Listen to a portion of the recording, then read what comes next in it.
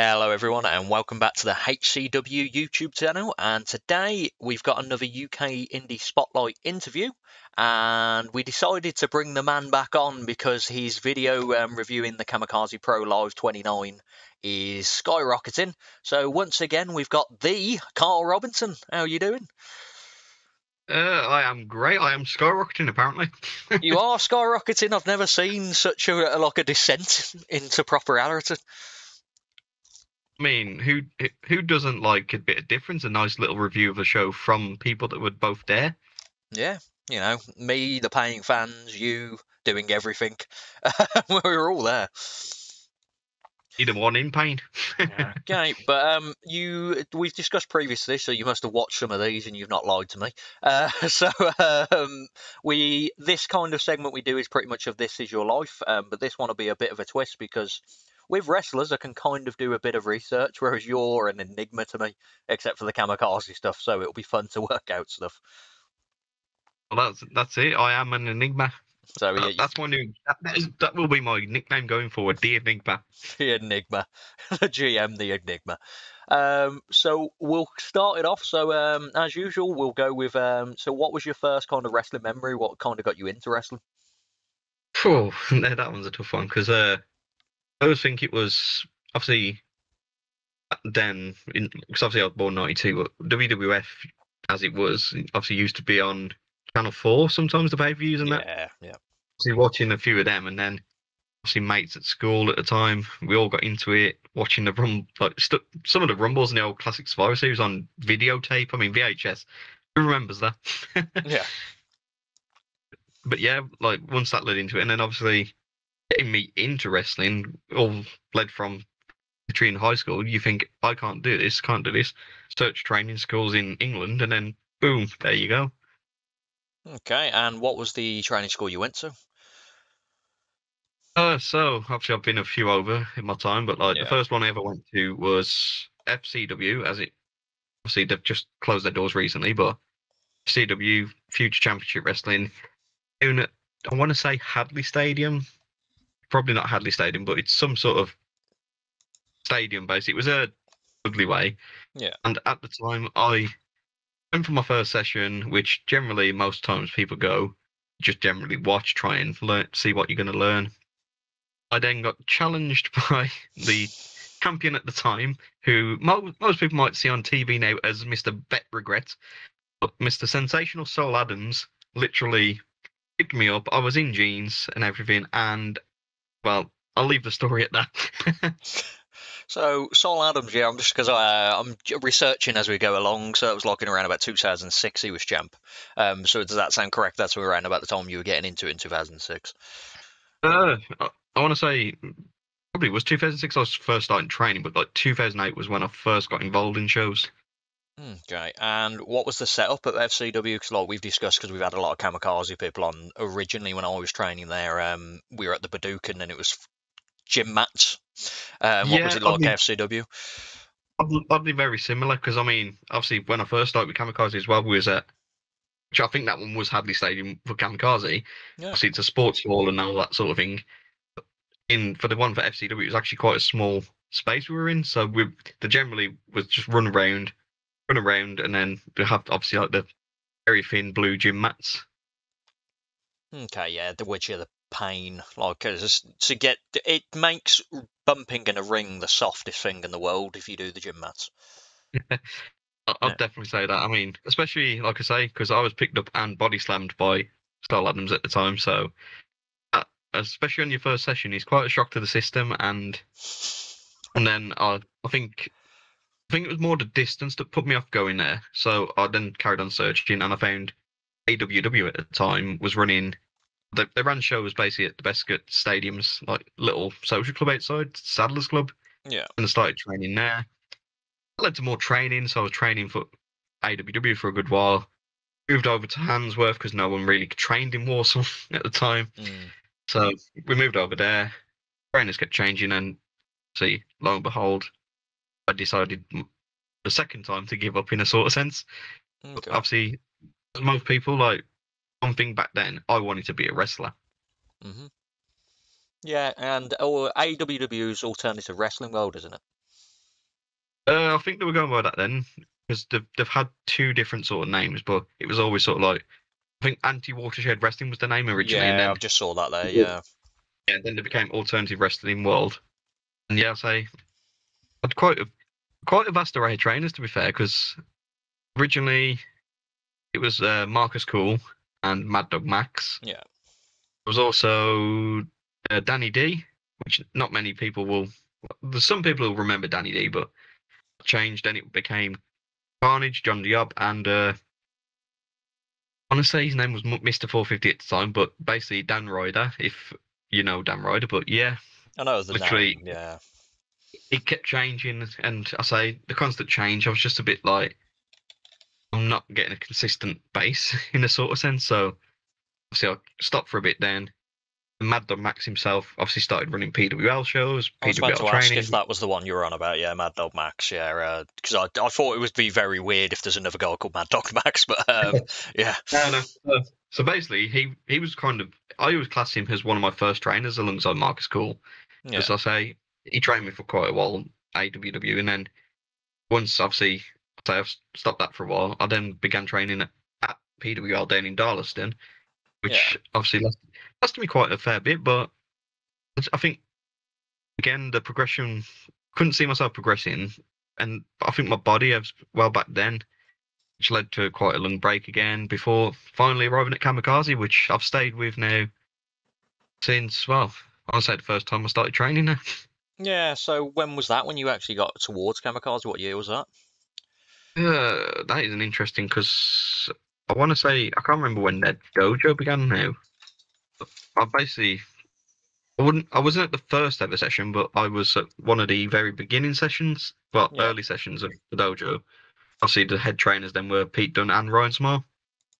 Yeah. So because when was that would have been? Yeah, I was going to say because Kamikaze started around about 2013, did they? Yeah, well, I was going to say I think it was a year or two after, basically. Just give me one moment. I'm just going to quick double research myself. Yeah, because I can kind of give you a kind of thing because I started in around about 2015, and that was Oh, at yeah, the Badookan. yeah, 2014 at Hadley Stadium. Yeah. The likes of say Pete Dunne, Ryan Small, and obviously Marshall X at the time he was still helping. But Mm. obviously to sway into the training with Pete Dunne and Ryan Small was just like obviously not to say Ryan wasn't great at wrestling, but Ryan was great at characters and character work and promos and everything, whereas Pete was a true obviously wrestler in that sort of sense. He was the total package. So going there was great because you got both worlds mixed together.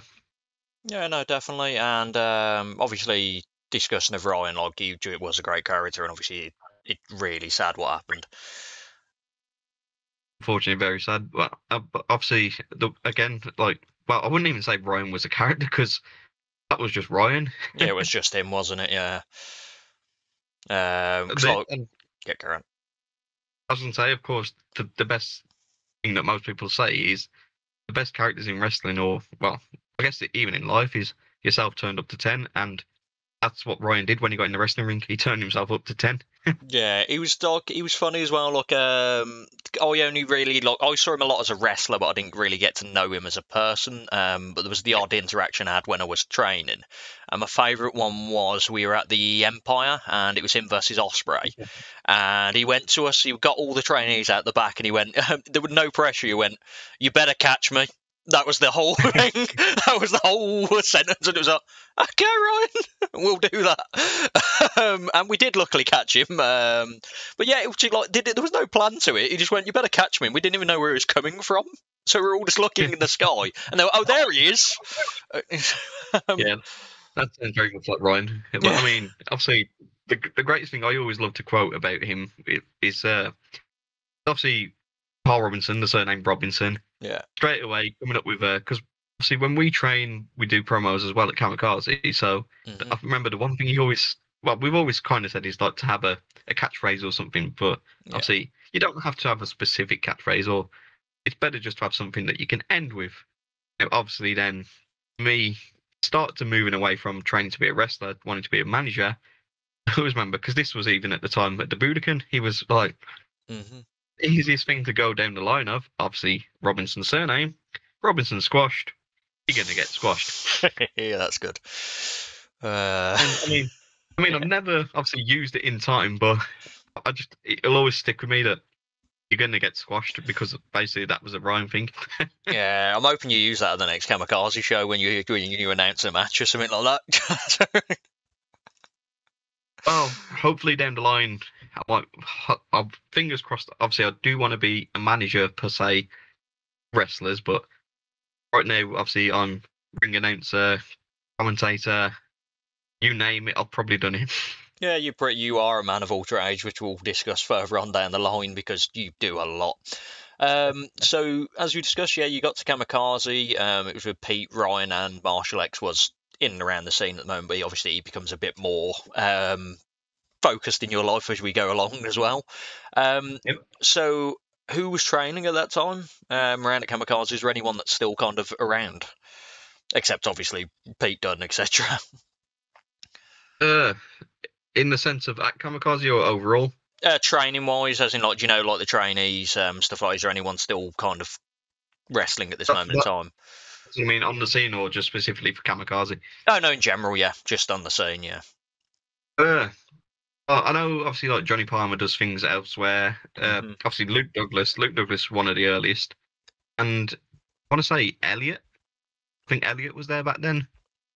But there's not really anyone that on the first days of Kamikaze training. It's more now the Budokan sort of group were the ones that more progressed and are still wrestling to this day.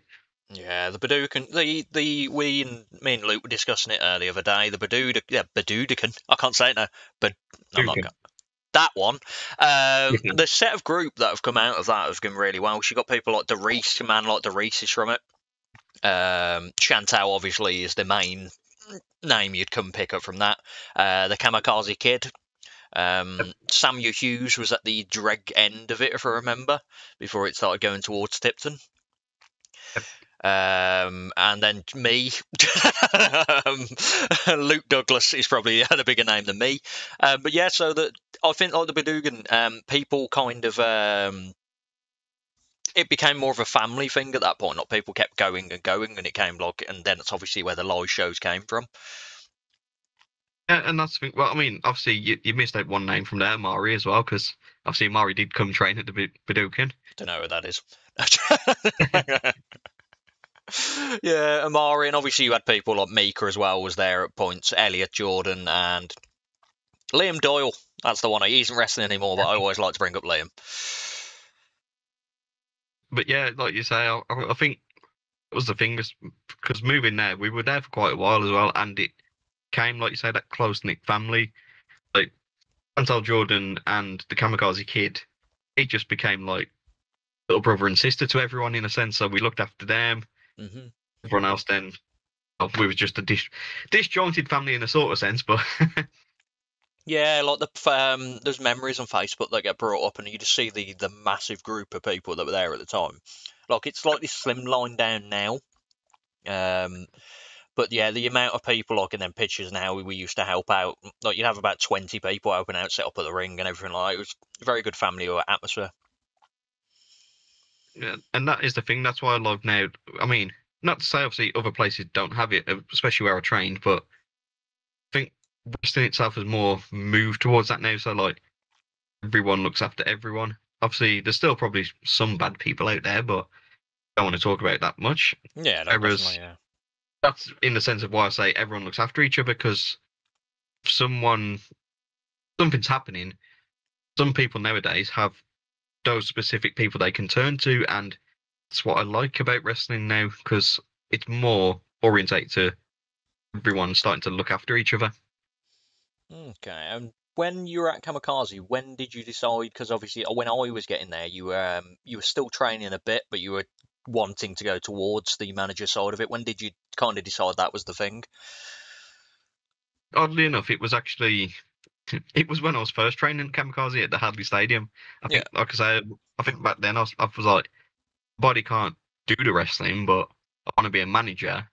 To be a manager in a sense, most people just think, oh, it's fine, I'll just show up, stand at a ring, shout some rubbish, and that's generally it. Most good managers especially like Bobby the Brain Heenan, Jimmy Hart. They've wrestled. They know how to wrestle. They know how to take the bumps. Yeah. So that's why I think I'll still kind of continue to try and train. So then I could, like, need be, come in a ring, get slammed, get hit with a super kick, which we'll get to later, obviously. But and yeah, just basically take the fall for the wrestler in a sense. Yeah, in essence, because like it's a good point they brought up. Like people like Jimmy Hart, Bob Ray, and even Jim Cornette had a bit of like experience backstage, and it looks better when a manager can take a bump rather than it just looks really awkward when when it's someone that has never been in wrestling before and they just look like start swinging their limbs when they get dropped down. And it always adds to the element that you could have a match at some point, which is always fun as well. Exactly, but I think again the mistake is you want to look like you don't know what you're doing. You need to sort of know what you're doing, basically. Yeah, I think it's weird saying that, isn't it? Yeah, it's kind of like to know what you're doing makes it easier to show that you don't know what you're doing. It's a very odd way of saying it, but yeah, that's it does look pretty cool. So we're obviously going through the Kamikaze bit at that point. When did like the live shows begin? When did you know that we were Kamikaze were going to start doing like proper dojo shows? Well, that is a good question. That's in my memory. It's actually all I remember was basically we had kind of a dojo show a long time ago, which was basically to get Amari onto the main shows in that small sense. Yeah. In 2014, we had one where Amari, she like wrestled T-Bone at the time, and before that we had Madman Manson was there, and we had. I want to say we called them the Cadbury Boys. The who? You know who I mean when I say the Cadbury Boys. Sam Lowe and Ethan Shelley. They both came out. Oh, yeah. We're meant to be doing a segment with him, and lo and behold, obviously, Steve Scott Preston got involved or something somehow. And yeah, it was one of those that was just like had to be there. It was just brilliant because Adman Manson can just make anyone laugh. So to put them four together, Yeah. then yeah, I say the first live show itself, it was one of those. It just literally kind of, I wouldn't say it just came about, but I think because we started then training more Tipton unit as well, as you say, it kind of came a thing then that we're going to have a show. We've got Palmer and Shelley at the time. We've got Elliot Jordan. Obviously, we've got Mika, Ari Marshall X, Liam Doyle, as you mentioned. So I think it sprung from that. Like, there were people that were ready, doing things sort of on shows anyway. So I think it was one of those where it's like, this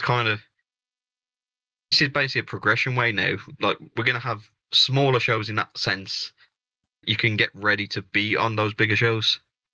Even then, back at that time, obviously, I was asked to be the general manager per se. It wasn't something that I want to say it wasn't something that I was technically doing because Colin was still around. Colin was great at ring announcing everything, and lo and behold, I was just focusing more on thinking if I can get better at commentating, that might be a thing that help. I wasn't confident basic talking. No, yeah, and we discussed this off camera in the previous show that like you can tell the major difference in like when you originally started and what you are now. You're very confident. Like when you were on the mic, like at the last show, and you had the trouble of the sound kept going, but you kind of rode it out because obviously I could, if that was happening when you first started the mic, I could imagine it going to shambles. Without kind of, but like now you can kind of ride it out, which is always good. And well, this was the thing. If my memory served me too well, I think it was Kamikaze Pro Live number 4. Might have been one just after or something. Basically, all I do remember was for that one, we had basically Colin couldn't be there or something like that. So I had to stand in as the ring announcer on that one, and that was my first ever time. Small sense, but like for Kamikaze especially. And say I was bricking it, I was absolutely bricking it. Yeah, like obviously, if you suddenly, because that you kind of, at least with normal things, obviously, when you speak into like James and so forth, he'll bring up that you're doing this at the next event. Whereas if you're suddenly there and you're like, yeah, you're gonna have to do this, it's like, okay, and then you're just there. It was one of those. I think there was like It was sort of known to some degree a while back, but it was just again, it was the confidence being out in front of that crowd. I didn't feel comfortable, so do it back then was just something different. Yeah, and like, to be fair, you did well. I remember it because that was weirdly enough that was at the Rubra Social Club, if I remember, as you said. And I remember it because I got thrusted into the battle royale. I've just looked on Cage Match. My name isn't listed, which hurts me. But I remember it, yeah, and it was a first for a lot of us that show. Yeah. But yeah, I'd say the difference between you there and then when we get along to of the more racing shows, it's the difference is astronomical. You've built into yourself now, kind of. You feel more. I feel comfortable in yourself is probably the way I'd probably word it. I would say that is the specific words because I mean, literally, it kind of came about again, obviously, because the way it sort of happened. Because I was the general manager per se, a name at that point.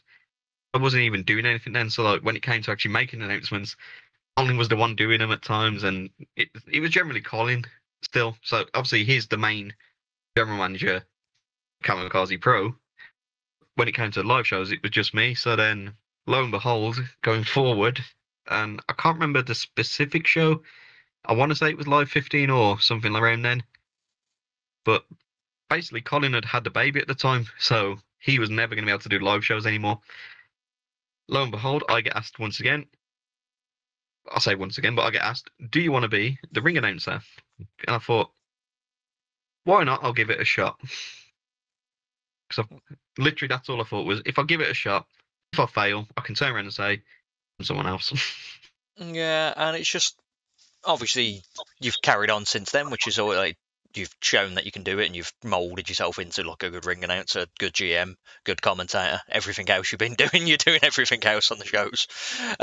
um, and I was just looking at every time you mention a Kamikaze Pro live show, I just kind of quickly look at the cage match to see who was on it. And it's just like the random people that you think about and that's not there anymore, like Alan Carter and Jack Carney was on this show as well.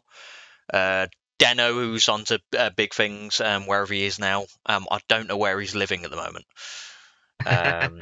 But he's obviously he's wrestling pretty well. Luke Douglas is doing pretty well for himself at the moment. But like it was just a who's who. Like these people, probably a lot of these people, to the people listening, you unless you are around Kamikaze, you wouldn't know who they are. But to me and Cole, they're like blast of the past kind of people. Jerome Prince, that's one. That's a blast of the past. Ron Prince was brilliant, but like, yeah, and to throw back now, like, feel harsh in saying I can't remember the actual first show I did going back to like starting out as the ring announcer from now on, and well, ring announcer and commentator basically. But all I do remember was basically, I say I was just kind of I don't want to say thrown in the deep end because that sounds too much, but myself it was just right. You've got to nail this. You've got to get better. Each time ever since, like once I get back, oh, Laurie Neal's there. He was obviously the first Kamikaze Pro ring announcer. Colin at times has been to shows. Obviously, likes of Marshall X, other people have done sort of similar. Well, not say similar, but people who I look up to. I straight away I go, how was my performance? Yeah, it's always best. That's the best thing in wrestling, though. A lot of like the veterans say it's always best to ask for feedback on your matches, on your ring announcing, because obviously if you're thinking it's great and then someone goes, no, you probably need to do this, then it kind of brings you down to I need to work on this. Whereas if you're not asking someone and then suddenly you think you're the best in the world, and then out of nowhere you're told not, then it's kind of so it's always best to ask. Well, that is the thing because like even as a ring announcer, I'm not too afraid to say. Again, still I brick it every time I go out there. I am nervous as anything. Feel more comfortable now when I'm doing it, but even still with that, I'm thinking, oh, I messed something up. And the feedback, how was I? How did I sound? I mean, to put a nice story to once, I was told, sound too black country. Fair enough. As a lad from the Black Country, I kind of feel like I should say I'm from the Black Country. Yeah, it's kind of hard, isn't it? Unless you start being like on a posh accent, which wouldn't really suit you. I'm gonna go. So you are what you are. It's like I'm not trying to put like my telephone voice on while I'm speaking to you on because I'm on a YouTube video. It sounds more legit. So random question. Obviously, you've been ring announcing for a decent amount of time, and you've been around Kamikaze. Who's the wrestler that's come into Kamikaze? Not like as in like a trainee and stuff, and you've kind of got like you've all like starstruck kind of moment. I would say like a wrestler you've because you used to help a lot backstage as well, helping with the wrestlers that were coming in. Who's kind of like a starstruck moment for you? As a ring announcer or just overall? Both. I'd say because I feel harsh in saying I can't really say as a ring announcer because see, Dojo, like you yeah. say, being around everyone, and right now I've not really done ring announcing for say like ex WWE Attitude Era star or Yeah. ex-WWE star or a big import in that sort of sense. Like, see, I've announced like the Hunter brothers, Clint Margera, stuff like that sometimes. Like, not to say starstruck because like I've known the Hunter brothers for a long while. Yeah. I used to go and watch them in. I used to go and watch them in Tipton at AWE as it was called back then, and see obviously like. Fortunately, obviously, Jim doesn't wrestle much. Well, doesn't wrestle at all anymore. But to see where Lee's getting now, I've just seen it was announced for obviously. Well, I say announced for recently. Wrestled for Red Pro before, but announced now as a single star. And I think it's their British Jacob or something like that. Yeah, big tournament he's been announced in, and like these people are in that. You got like Robbie X, Leon Slater, is it not Leon Slater? Is it Leon Slater? Yeah, Leon Slater. Leon Slater. I get confused. I think you're thinking because Leo Rush is also on the show. Yeah, And that was it. Leon I get confused because there's Liam Slater's the other name I get confused with. Leon Slater's the one, and Liam Slater's the other. It's because they're both called Slater and they're both trained at the same place. But yeah, the Hunters are just they're one of the nicest. Well, they're both the nicest people I've ever met. The Hunter brothers. But yes, like as a fan, as I would say, in a sense, basically, it was that time we literally had Too Cool when we had Grandmaster Sexay and Scotty Too Hotty at the Collingwood Centre, and then lo and behold, sort of earlier this year, I was kind of given an opportunity potentially to have announced Scotty Too Hotty, but my thinking was at that time because this was for Wrestle Carnival to put it out there. Yeah. It was basically I was asked nicely by Gary Ward, "You ring announce, don't you?" And I was like, "Yes, I do, but I feel it's too big of a dive to jump in and do this show. Is a recommendation." So I had the chance. Unfortunately, obviously, I didn't get to announce him, but obviously, Too Cool are one of like D teams back then, like WORM, Worm, all that. Yeah. Like, it's weird that you say that because that was my first ever Kamikaze show to watch as well. So like the imports Kamikaze were getting in at the time, like there was that, and then there was like I was about to say Johnny Storm. Johnny Storm's not an import, but getting people like Johnny Storm in, Johnny Gargano. People don't realise wrestled at Kamikaze Pro. You know, Tommaso Ciampa, yeah, Tommaso Ciampa, Abyss. I mean, Abyss 3 times, yeah. Abyss 3 times, and you know, he had the trick with Clint Margera. That rivalry was great. War Machine was there. And like obviously you as the backstage guy and around that show, you got to interact with a lot of these guys. That was the thing, as you say. Now it's just like then I was kind of I wouldn't say. I mean, I kind of was a runner in that sort of sense, but like I sometimes like had to run backstage. I mean, the one that always reminds me was running backstage at Aston University. Abyss, your music's playing, and then obviously trying to find a way back down to the stage for him. Yeah, who's the wrestler you were surprised by how nice they were? Oh, that is an interesting question. Yeah. I can't remember for the life of me who it was now. It was an Empire show. Yeah. That'll narrow it down. One of the Empires, and we had one of the Ring of Honor stars, I want to say. Was that give nice? Me a moment. You don't remember who he is?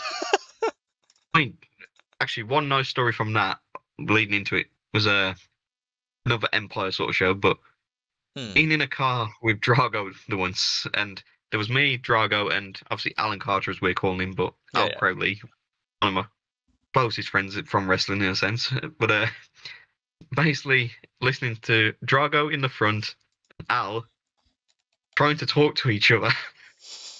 Obviously, Al himself is from the Black Country, so he, he basically, yeah, our international star from Mexico could not understand this man. So I'm like trying to break it down in simple terms. And you're also like, so it's got like, oh Of no. course, but as I say, I was just trying to be more like, do you have this? I just But can imagine the awkwardness. I'm still trying to remember that person now who it was. Yeah, while you've It been was quite speaking, one I've of the tried to earliest. look at it through it. I was looking at who's been at like the Empire shows. So you've got people like Shigehiro Irie. Is it a Ring of Honor guy? Definitely. Yeah, it was Ring of Honor. So I say it was. I think like the second time we were there. Saka's second time, that might round it up. So Underground 2. Oh, that was it. Oh, got hot. Shane Basically, Strickland. I don't know. Carry on. it wasn't Strickland. I was chatting to DJ Z at the time because obviously Ah, we were talking. Because I think obviously he had done stuff in TNA. I say Ring of Honor, obviously. I might be messing that up, but he'd done stuff in TNA at the time. Wrestled in other places, and I was kind of asking about. Obviously, I think he'd wrestled for Billy Corgan somewhere else. But it was basically one of those where it was like, it was nice, like you say, just to talk to these people. That might be actually Andrew Everett as well. yeah, Andrew Everett He was was on the really first one. nice. Yeah. He was on the first one, yeah. I mean, Um, Paul London. Paul London. Oh my God. Speak about nice. Paul London. He is insanely nice. yeah, and he's also got the record for the longest kamikaze entrance I've ever seen. He That, high-fived everyone in the arena. but this is what I mean. Like how amazing he was, and like I mean, quite a lot of them have been quite pleasant to play. I mean, the like of uh what was his name? Keith Lee. Keith Lee again. Throwing back the curtain, sharing a car ride with Keith Lee, Al Carter, Chantal Jordan, and the Kamikaze Kid. And because our lovely Al Carter can't, I wouldn't say can't drive, but basically wasn't the best with knowing his way around Coventry. No, you got him lost, did you? Yeah, so to get to a hotel, I'm kind of having to help directing that. And Keith Lee ends up falling asleep in the passenger side of the car as we're trying to drive him back to his hotel. That's a fun story. So Al Carter's involved with Drago can't understand him, and Keith Lee's fell asleep because he's around. Yeah. That's I'm not trying to say Crowley's fault, but I mean, he was a great guy, but like I feel harsh in saying, but he couldn't drive.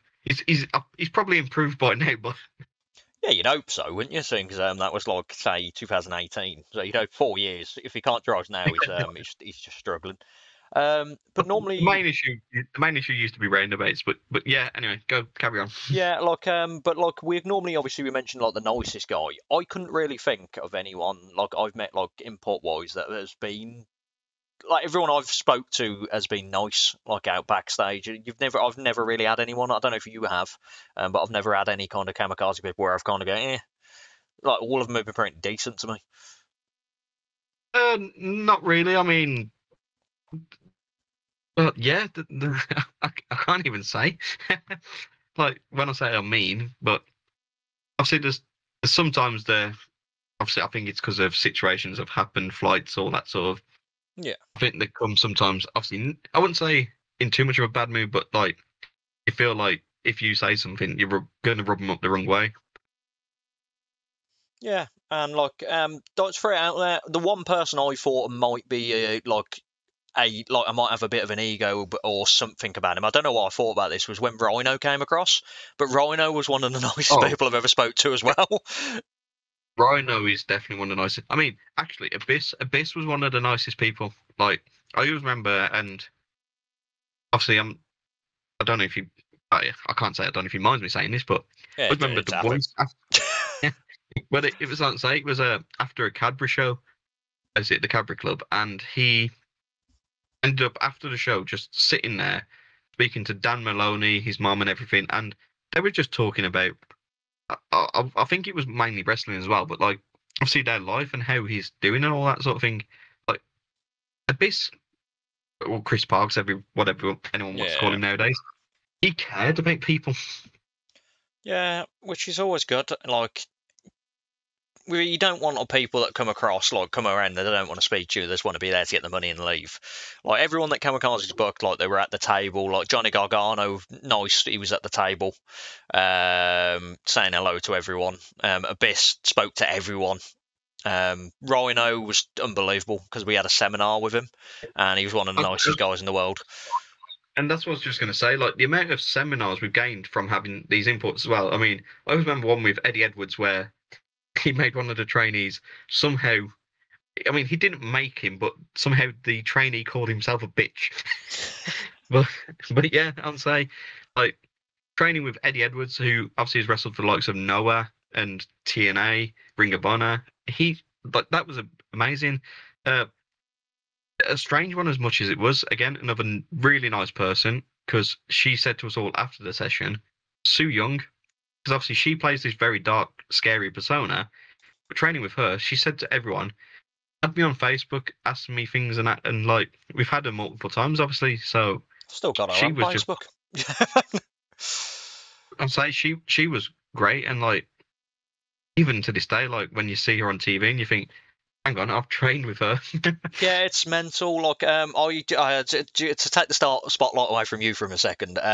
Sue Young, that event, I was on camera, and Yeah. the most awkward thing happened in the world. You know, she had the bride long trail, Yeah. like the thing. I don't know if you ever saw it on camera. I was holding the camera. She's come past me. I've accidentally stood on a trail, and she's walking like momentum. I've flipped in the air, and the camera's gone like massively in the air. Most awkward thing in the world. And then afterwards, I went backstage. And went. I just went to her. Sorry, I trod on your toe. And she went, "Oh no, it happens all the time. Don't worry." And I went, "Okay." This sort of, but this is what I mean about how nice she is. Like, it just Yeah, because I could have ripped it in half. Yeah, the fact that she literally says it happens all the time. yeah, but yeah, it's just like it seems like a Kamikaze appreciation show at the moment. But like the amount of like the training and stuff like that, and like the seminars you mentioned, like there was seminars with Rhino, Mark Askins, Pete Dunne, Davey Richards, and Angelina Love. Who Angelina Love loved me because I had long hair, and she'd teach me because I had long hair. Because she went, I can teach you because you've got long hair like me, so it just looks cool when you get hit. And I went, okay. But yeah, so we'll go back to you now, Cole. Should speak about you for a bit. So when did you, like, obviously you were ring announcing and stuff like that. When did you know Kamikaze, like the dojo shows were starting to become a big thing for Kamikaze? As much as it was, I think it kind of grew and grew each time. So when we got to like, I kind of want to say when we got to like 10 per se, it's like 5, 11 was one we had like 1, 2, 3, 4, 5, 6, 7, 8, 9. We had 9 matches and the roulette rumble. So like that was one where it was just it was kind of having to get everyone on at that point because they were that trained and we were just running out of space. And then that's where I think again the progression started of people getting onto the main shows. Like my God, by 10, 11, the crowd, especially like because that was the thing, we had the Cabri Club at the time, and it became a constant. The crowd were coming again and again and growing each time. But much like with Kamikaze itself, we've had those changes where people have left, so then new faces are coming in, and the crowd are having to get used to that in a sort of sense.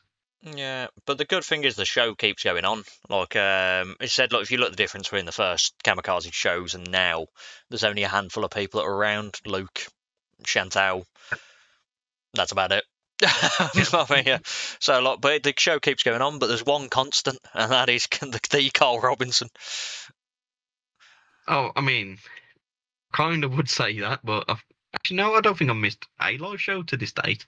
I missed a couple of main shows, like, but to this date, yeah, I've been at every live show.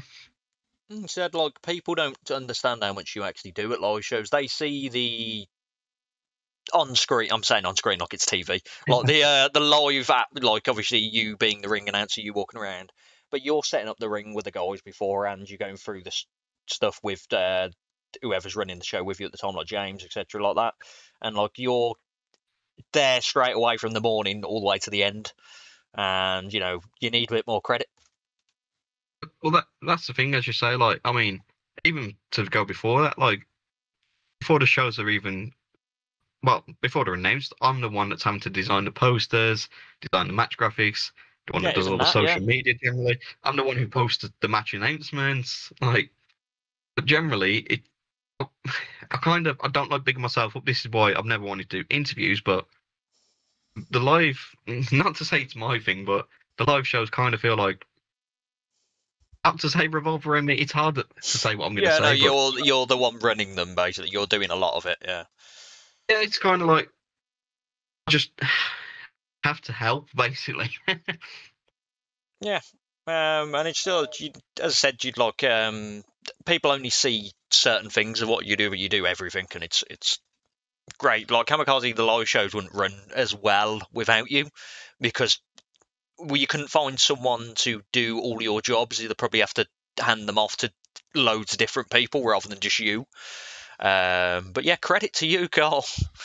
But yeah, so we normally move into now. Obviously, something happened in 2020 that kind of stopped the whole world. What were you Big doing? shit. Yeah, what were you doing during this time off, basically? Ironically, at that time, I mean, obviously, I was still doing my normal job work-wise and all that at the time. But so we know the other bad things that happened at that time as well, involved in wrestling, Mm. which made me question at the time. I was like, do I want to carry on?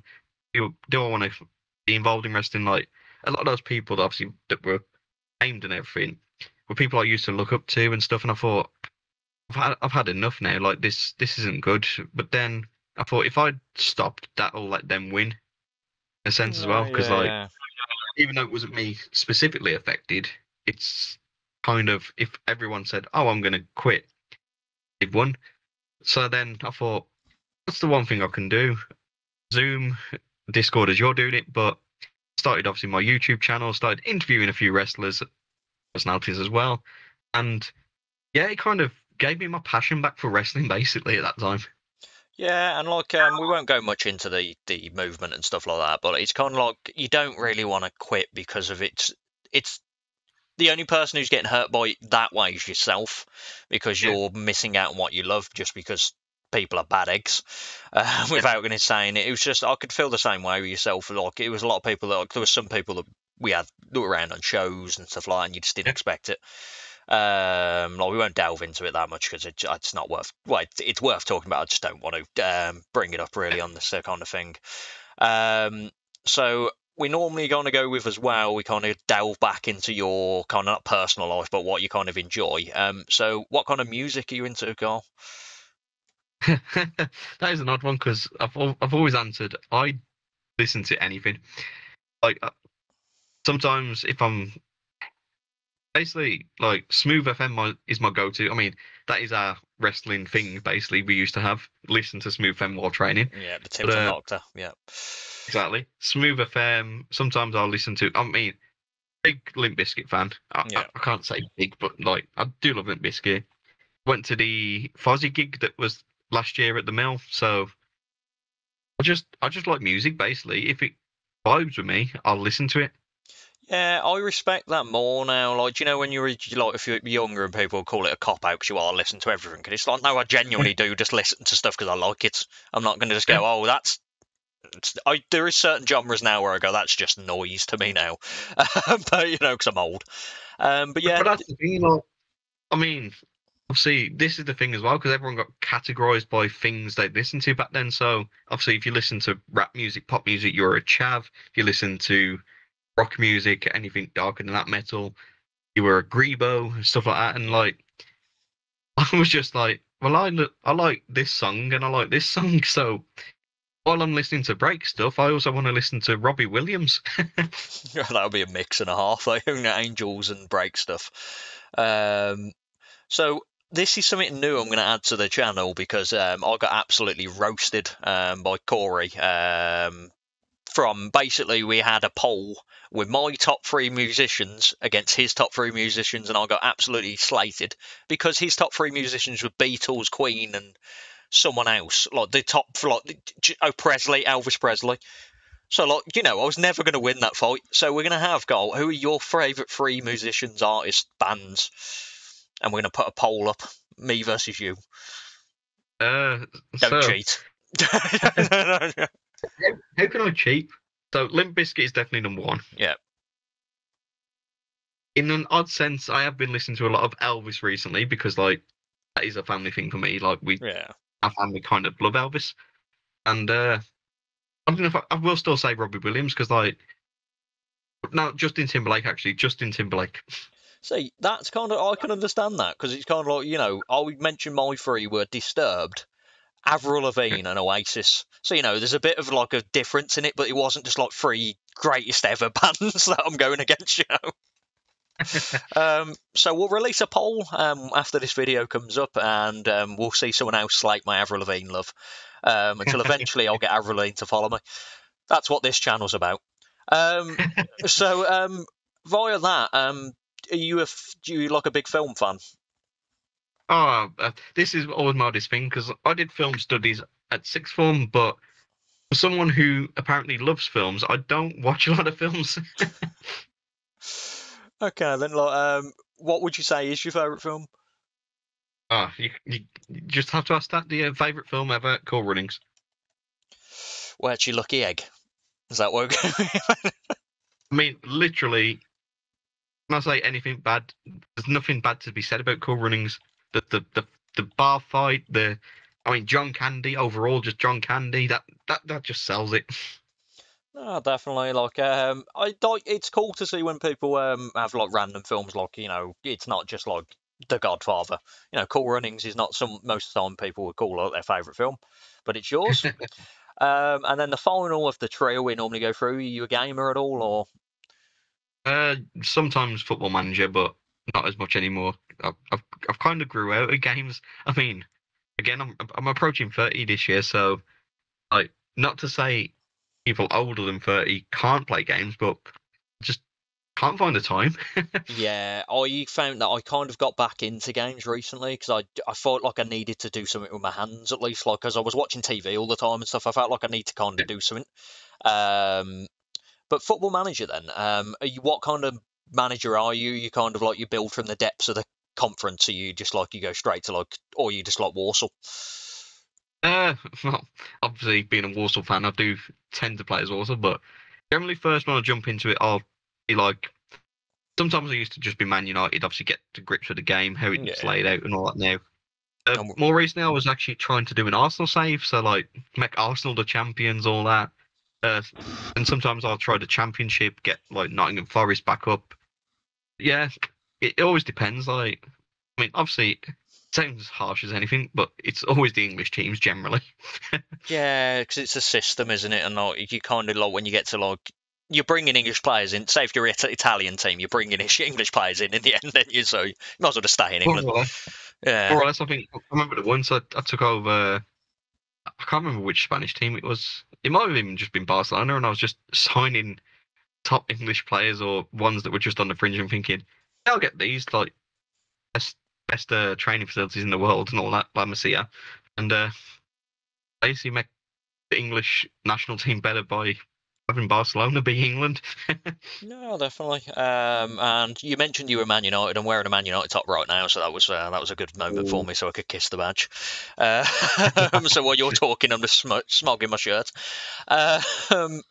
But yeah, so when did you know? Obviously, outside of COVID, when did you know that Kamikaze and you were going to get back to doing Kamikaze?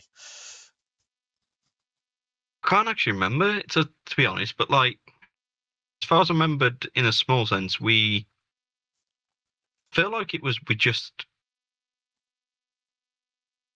I, I still say for the life now, I can't actually remember if we went back to Tipton first or. Yeah, the Basically, last live show in 2020. I know it's I'm not. I'm looking. For some reason, I forgot COVID was 2 years. That's how it was a long time. So March 15th, 2020 is when it ended, and then you came back Kamikaze Pro Sky's the Limit, 10th of September 2021, so a year and a half basically. Yeah, I'd say, but I think back then, because like the training was gradually coming back, but then I think that's where then moved to the newer unit, and lo and behold, this unit we're training now and everything, and that's the thing for me as well. Another thing to tip on my hat, sort of feather in my cap, as they say. I've always been around the training as well, so like, while I'm not an actual person who trains people generally, usually like this weekend coming up from when we're recording, I'll be there at the beginner's training and I'll try and help out as much as I can, because learning those basics is one thing. I would put it as it's like riding a bike. You always know how to fall on your back once you've done it. You know how to lock up. You know how to take an armbar, or not an armbar, I should say a wrist lock. Yeah. Basically, the basics you never forget. And I mean, breaking character per se. Obviously, me and Luke Douglas don't get along, but he always said to me the once he'll probably deny this now if you asked him, but he says that he credits kind of me with being there beginning of his journey and showing him those sorts of things as well. Yeah, and now he is a trainer.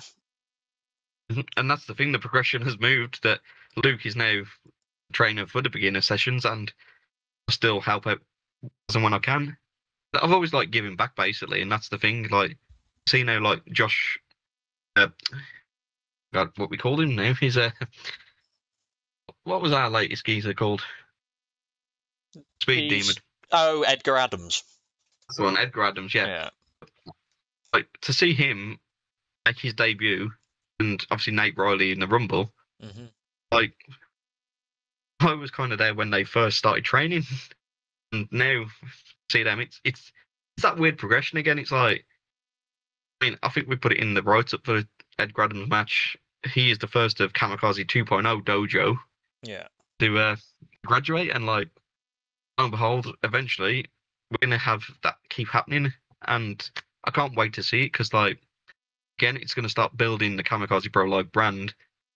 And for me, it's kind of a sense of achievement seeing Luke as the trainer, Marshall X as the trainer, to see these people and me get to announce them and things like that. It's just amazing. Yeah, it's a great thing, and like to pull back the curtain slightly a bit more. Like I went back last Saturday, which unfortunately you weren't there at the time due to, I think you were working, weren't you? And I'll be there. I won't be there coming up this Saturday because I work every other Saturday. So unless you work every other Saturday, then we're never going to see each other. That's what it's going to be like. But it was weird just going back. Like, I started training, Luke started training around about the same point, and it was weird that now he's training me. Yep. And you won't see it until you watch the video, but I pulled a face where you said riding a bike, because it is literally like riding a bike. Because I did, like, when we went back to the bumps, I was thinking, I can't remember how to bump. I bumped, and then Luke went, it's like riding a painful bike, innit? And I went, oh god, it is. Yeah. For yourself as well, a weird irony was, one of the people I mentioned that trained me a long time ago, Carnage, he kind of came back at one point and I think he was saying like he just wanted to get into doing it for whatever reasons. Then it felt like, hang on, roles reversed. I'm now training you. You used to train me. Yeah, it's odd, isn't it? It's odd. It's just like Luke, because I decided that we obviously, because I've only just come back after like 3 years, I'll go into the beginners, the more beginners side of it. But yeah, it just felt like I hadn't been away with some of it, which is insane. I mean, and that's why obviously, like, when you hear commentators speak about ring rust, it's one of those things, like, you don't forget it, but it hurts. Yeah, like, it wasn't like I was perfect at it. It was just, you could tell it was clunky because I wasn't, like, it was the first thing, but it wasn't like I didn't know what I was doing at the same time. It was cool. But yeah, hopefully we're both there at the same time. So following, yeah, and then you can body slam me like Sam Adonis, not Sam Adonis, who's Samuel? Soul Adams. That's it, Soul Adams. But yeah, so the Kamikaze, it's just looking bright. Obviously, we got the show coming up in November, which I keep forgetting the date, and you're going to instantly tell me what it is now. November 20th. There we go. And it's number 30, which is like kind of like a big thing, getting to number 30. Yep. You know, you're getting to number 30 soon. I'm getting to number 30 next year. That's the thing. Me and Kamikaze Live are turning 30. You had it planned all along, didn't you? From Kamikaze Pro Live 1, you worked out the dates and you went, this is going to be an anniversary bash. That's the thing. Once this one's happened, I'll just happily retire then. Not really, obviously. Imagine if that's you announced that live on this channel.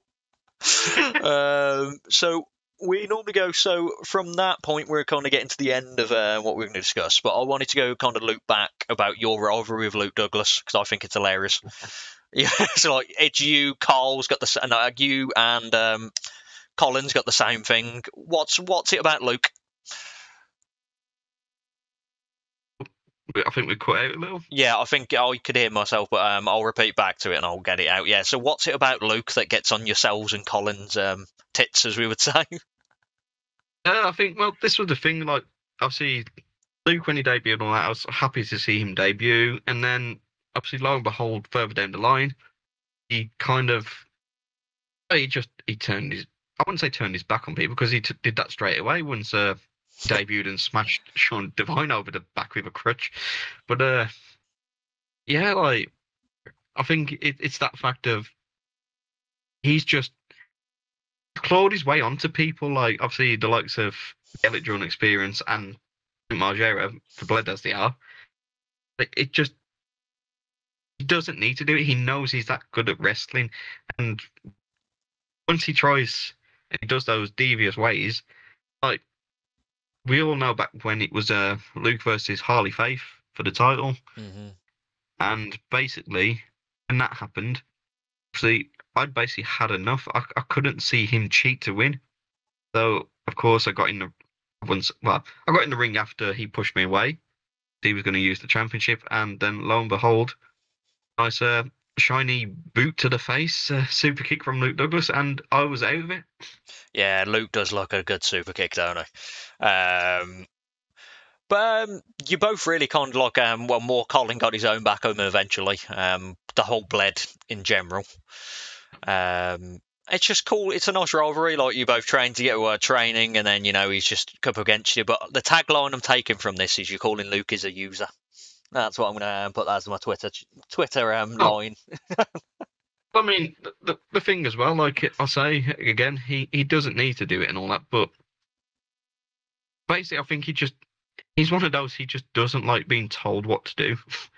he wants to try anything to win, and again, he doesn't need to cheat to win, but lo and behold, obviously, you mentioned Colin got his own back, but so did I. A year later, once Luke kicked me with that lovely shiny super kick, it entered the Kamikaze Roulette Rumble, and okay, I didn't eliminate him, but I hit him with a stunner and then got eliminated myself by Big Will Stevens. I had a flashback of that stunner. It just popped in my head and went, okay, that happened. The Carl stunner. So what do you think's next for yourself, Carl? What would you like to be doing going forward? I mean, of course, I'm loving still in the ring announcing, commentating, as long as I'm not Joey Styles in it at some points. But yeah, like becoming more comfortable in myself on the microphone, and then hopefully one of these days I might get to manage a wrestler. Doesn't mean I'm going to be a bad guy. Putting that out there, because everyone would automatically assume, oh, Carl's going to turn on somebody and he's going to be a bad guy. But yeah, I mean, there's plenty of great prospects at the Kamikaze Pro Dojo, so who knows? One of these days you might see me come out and manage one of these wrestlers, basically. I didn't light up when you said prospects and point to myself, but and we normally do. Obviously, you're not on the wrestling side of it, so I'll have to change this question up as the last question. So we do a live or dead for. We do a normally what we do is who would you wrestle live, who would you wrestle retired / dead. So I'm going to change it up. Who would you in all-time wrestling? Firstly, like we'll go with retired or passed away. Who would you have loved to have managed? Oh, I thought you was going to say ring announce. Oh, this is interesting. No, managed. Yeah, I want to. Manage. I mean, it's got to be retired for me. Is the one. I am a huge Undertaker fan, so 100% the Undertaker. Oh, I can imagine you in your like complete white paint, like face paint. I think it'd be more brother love than. Oh yeah. And the end question then: wrestlers now that are wrestling now in the who would you want to manage? And we'll get them. We'll get you managing them. I'll send this video to them. This overall or We'll go UK based and then overall. ooh, UK based is interesting.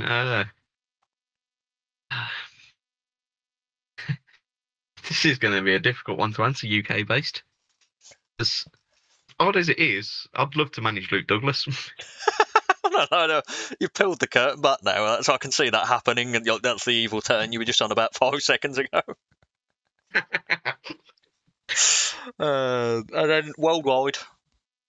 That is a difficult one because plenty of great people. There's people that, as we know, don't need Mike Meng, but then there's obviously good effects from it. But I can't think of his name. He's in TNA at the moment. Give me 1 second. Joe Hendry. No, Joe Hendry doesn't need a manager. Moose. He makes things better for everyone. No, it's Sammy Gallan. oddly enough. No, Callahan's great, but Johnny Swinger. basically, you're just throwing out names. I am, yeah. I think the weird sense, it probably, I'm gonna say Rhino. I think that's the one I was trying to get to. Rhino. That'll be a good old school fit. Rhino. And then it'll just end with you getting gored eventually, and that's how the of course, mate, I think it'd kill you. I was thinking more Mike Bennett and stuff like that. Like, I don't know more people, but obviously they're great again. They've got Marie Kanellis. So yeah, you're not taking Marie's job. Yeah, unfortunately, I don't want to see you wearing any of that. But yeah, but I think for Rhino, like that ECW style, like a lot of Fonzo for him, basically. Yeah, just no whistle, please. No whistle. Watch, because I'm reviewing ECW now. Like, I've watched it previously, but I'm watching it, and the whistle drives me insane. Because it's not just like the odd two; it's the whole match. Oh yeah. So don't do that. You'll do that now, won't you? But there we go, Rhino. Rhino, Luke Douglas, and The Undertaker. What a faction. Camp Carl, Camp Robinson. That's what we're going to call that, you know. It will always be the Robinson Alliance. The Robinson Alliance, Undertaker, Luke Douglas, and Rhino. what a trio. I might book that on my TW series and perhaps not. So yeah, this is the end, Carl. We've gone through your whole life of wrestling. We know you're going to be you're going to try and eventually get to the manager type, manager Luke Douglas. We've already figured that out now, but your heel turn. So your Twitter handle's been on the screen since the start of the video, but if you've got any more socials, which you plugged on the last one, but we'll let you plug them again. As far as I remember, my Instagram and YouTube are that Karl Robinson. Excellent. And go check him out. And obviously go check out the Kamikaze live show on November 20th. Yep. Yeah. Tickets, yeah, are ringside. Just follow Kamikaze. You'll be able to pick them up. They've announced matches. Well, one thing I will say from that is front row is basically selling out quick. So if you are going to buy a ticket, make sure you can get front row if you do want it as quick as you can. Definitely. And like they've got great matches already. DeReese versus George Lydon versus MJ Grayson. And then the return of the bad man, Marshall X, versus the Kamikaze Kid. So if you want to see another demasking, come along. I mean, hopefully not. Yeah, no, I'm a fan of demaskings, you know. Yeah. I love a bad man. Very disrespectful to the tradition. Yeah. I'm a rudo. But anyway, yeah, so that's the end of the video. As usual, like and subscribe. Check out our other video that we had with Carl on the Kamikaze preview review, of the live show 2019. 29. I'm not editing this, by the way. This is, the fans know this is dodgy.